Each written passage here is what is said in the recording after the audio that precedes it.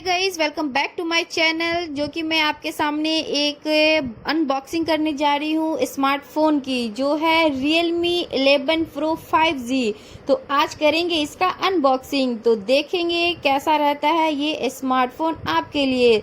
देख सकते हैं Realme 11 Pro 5G, जो कि वेट नहीं करवाती हूँ, जल्दी से इसको अनबॉक्सिंग करती हूँ, फिर आपको दिखाती हूँ कि कैसा है ये मोबाइल फ़ोन, जो कि मुझे काफ़ी दिन से चाहिए थी, तो अब जाके मैं ली हूँ।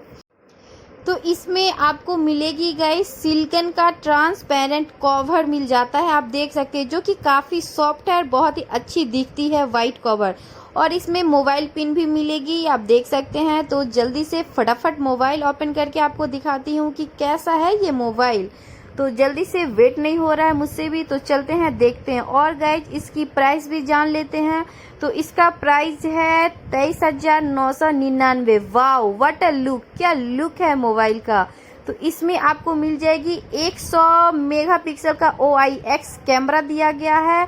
और कितनी मतलब एकदम मतलब बहुत ही लाइट वेट है, आप देख सकते हैं। बहुत पतली सी मोबाइल है, बहुत ही हल्का लगेगा आपको हैंड में लेने से, जो कि आप इजीली कहीं भी मतलब वेयर कर सकते हैं। तो इसको ओपन करते हैं और फिर दिखाते हैं Realme 11 Pro 5G, जो कि मेरा मोबाइल ओपन हो चुका है।